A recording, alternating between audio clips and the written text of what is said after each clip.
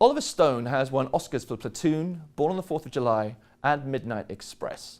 But his latest project took him about as far from Hollywood as you can get. Over 2 years, he recorded 20 hours of interviews with Vladimir Putin, the Russian president, getting his perspective on everything from last year's US election, the Syrian conflict, and tensions with NATO. Сегодня это внешнеполитический инструмент Соединенных Штатов. Там нет союзников, там есть только вассалы. Когда страна становится членом НАТО, ей уже очень трудно сопротивляться давлению со стороны такой крупной страны, лидера НАТО, как США.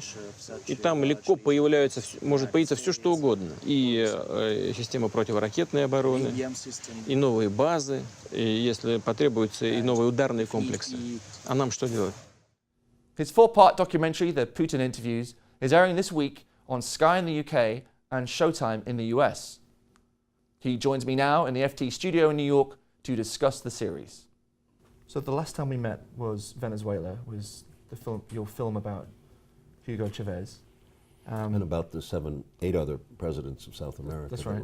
And at the time you told me that the West viewed Chavez incorrectly and had the wrong impression of him. Does the West have a similarly wrong impression about Vladimir Putin? I think so. I'd say so, yeah. I think a big divide. And I'm not going to say that I have all the answers by any means. I got to know him during the shooting of Snowden because the last scene we were shooting in Moscow, and Ed himself was in the movie to finish the movie. And at that point we moved the cameras over 2 days later to the Kremlin and quietly went in and started this series of interviews that lasted 2 years, 4 different interviews and approximately 20 hours of film. So several trips, 20 hours of film. Yeah. And you clearly enjoyed his company. You seem to look from the I always episode. try to, whenever you make a movie, whether it's a documentary or a film, you work. You want it to work with actors. I would encourage my actors, and as I said somewhere else, if I'm the best friend of the actor while I'm making the movie. I try to be. I'm rooting for him to succeed or her. With that in mind, yeah. Do you have any misgivings about his policies, about the actions of the Russian state? Well, you're asking for my opinion now. You have to, inside that framework of that 4 hours of film, you'll find very little opinion from me. So it's. First of all, I'd like to say that it presents his point of view as well as I could. The same way that my Snowden film presented Snowden's version of the story. Do you trust that he was telling you the truth in the interviews? I mean, he said that they didn't hack the election. Hacking an election. What does hacking mean? Hacking means getting into somebody's computer.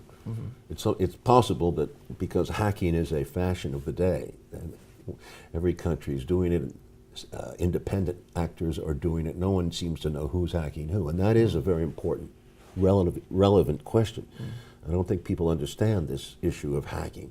I've tried to educate myself. I'm not an expert, but the Snowden movie certainly comes into that arena. So let's say it's possible that they got into the computers of the DNC, but we don't know that for sure. And when the American intelligence, 3 of them, not 17, 3 of them said what they said, that was it was classified as an assessment. Right. It was not an estimate. Right. This was a thin assessment. And veteran journalists and veteran people who worked in the surveillance community pointed that out to me on day one. They said that this is not a normal procedure, that the CIA, the NSA and the FBI, with a week and a half to go in the Obama administration, suddenly put out this assessment. It's basically a slap in the face of the new incoming president and saying that you're a Manchurian candidate and that you're in office because of the Russian interference. This was stunning. I mean, that's as hostile as any administration can be to another one. Can I just go back to the film and to Putin, particularly on Syria? Yeah. Now, you spent some time with him talking about the Syrian strategy and what Russia was doing in Syria. Yeah. Human Rights Watch says Russia has committed war crimes in Syria with the bombing of Aleppo, civilians, children killed. I mean, going back to this point about your personal feelings of the man and of the policies, does any of that cloud the way when you I see feel Syria, Human Rights Watch, as you know, has been sometimes accused of politicizing situations. Certainly in South America, here or there. The United States has used it at will. There's all kinds of rights organizations that come out of the woodwork at times and say things. But the United States has used human rights as a way to advance its foreign policy interests. You know, why is Saudi Arabia never brought up on serious things, and Syria is, and so forth and so on. I don't doubt that the Assad regime is a tough one, but it was a secular one. But you're dubious about these claims about Russia? Well, yes, of course I am. And I'm saying to you that when the United States went into Iraq, broke Iraq, as Colin Powell said, and completely brought chaos to the Middle East on a new level with all these refugees, and then did it again in Libya. When Mr. Putin says in the interview that if this happens again to Syria, which has been in an alliance with us since the 1970s, there will be complete chaos in the Middle East, and we are only 1,500 miles from Damascus on the map. Right. There is a significant component of Muslims in Russia, about 13%, something like that. They are integrated into the Russian Federation, but there's a possibility that the hotheads, the younger people, will be affected by Muslims preaching hatred and this form of terrorism. That's what concerns Russia. Okay. They have a link to Syria, but they also and an alliance, but they also have a fear that the Caucasus would be engulfed once again in flames and revolt, like there was in the Chechenian War of 2000, the last one, the second war. I just want to say this is a big issue if it's next door to you, right? And they are much closer to them than they are to us. Final question, very quickly. How, in your view, should the US approach Putin and Russia now with the new administration? In this matter of Trump, I think there is a significant battle going on between the concept of the presidency and who really runs America, which is at the heart of democracy. Where is the real conflict? Who is the enemy? Are we the enemy to ourselves? Are we in the grip of a dictator? The dictator is money.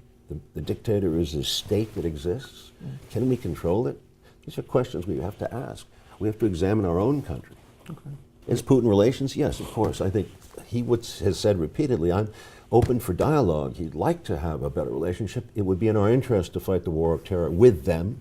They're very good at it. Number two, they can help us with the environment. They can help us with nuclear weapons. We could cut back. Remember the old Gorbachev-Reagan way of doing things? They were talking about cutting back. They did for a while.